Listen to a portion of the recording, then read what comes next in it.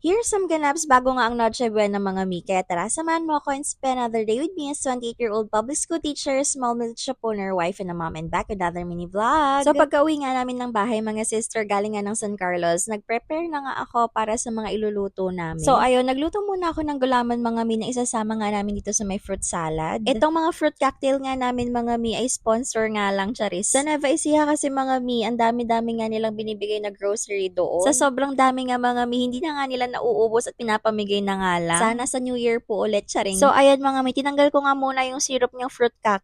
Pero hindi ko nga alam mga mi, yung iba nga gumagawa ng fruit salad, hindi na nga nila tinatanggal yan. Pero kami nga mga mi, tinatanggal nga namin yan para mas creamy. Lasang-lasa mo yung gatas, ganun. And ayan, after few minutes mga sis, tumigas na nga itong gulaman at in-slice ko na nga. So pa-cubes nga lang ang slice ko dyan mga sister. Itong pangalawa nga ay medyo niliitan ko na kasi yung nauna ay medyo malalaki nga yung hiwa ko. Gagawa pa nga sana ako ng graham dyan mga mima, kaso sabi ko sa New Year na lang kasi pagod na ako, charing. Bumili naman na ako ng cake, pwede na nga yung pang dessert, charis. So after ko nga ma-slice yun mga mi, ayan, pagsasama-samahin lang natin. Syempre ang favorite nating Alaska. Hindi ito sponsored mga mi, pero sana mapansin tayo ni Alaska, baka naman, charis.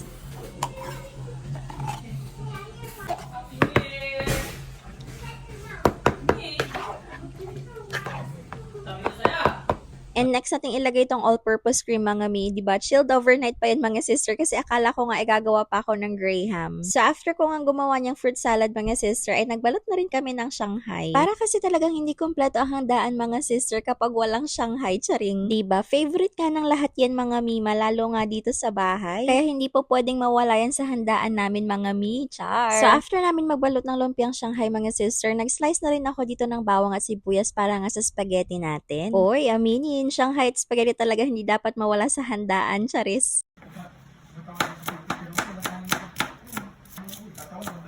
Nag-start na rin ako magluto mga sister kasi parang alas 4 na ngayon ng hapon. Para nga hindi na kami masyadong haggard-haggard at makapagpahinga na nga kami, charis. And ayan, nagsutay nga lang ako ng bawang at sibuyas. Mga mi, hindi ko alam kung anong inuuna nyo sa pagsusutay ng ganyan. Basta ako, ayan, bawang ang inuna ko dyan. Kayo ba? Ano bang inuuna nyo mga mima? Nung medyo lumabas na nga yung aroma nitong bawang at sibuyas, mga sis, ay dinagdag ko na nga itong pork giniling.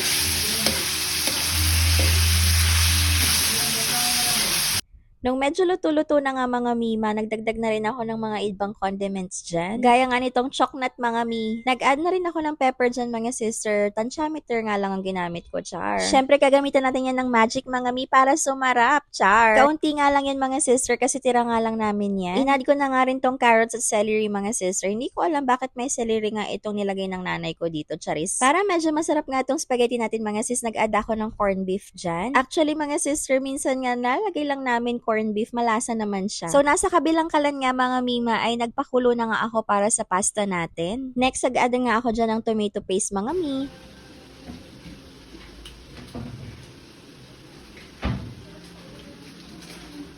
Nag-add na rin ako ng konting toyo sa amin ng aking mother dear, char. Dapat daw ay haluan ko ng sarili ko mga sister para mas masarap, charis. Syempre, ang favorite ng lahat mga sister sa spaghetti ay Filipino style. Next, nag-add tayo ng liver spread dyan mga mi.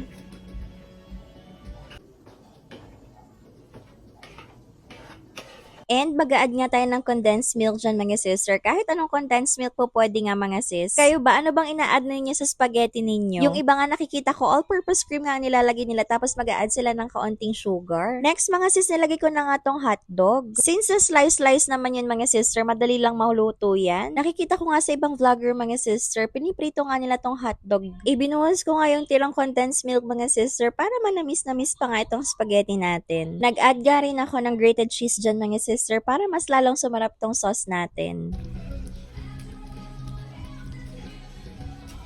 Diba? Ang sarap talaga ng cheese mga sister. And ayan, chinek ko na rin tong pasta mga sister. Kapag wala nang puti-puti sa gitna, okay na yon. I-drain ko nga lang yung pasta mga sis. And after nun, okay na rin tong sauce kapag medyo kumulo-kulo nga. Syempre, dahil Christmas ngayon mga sister, ang daming sahog nitong spaghetti sauce natin.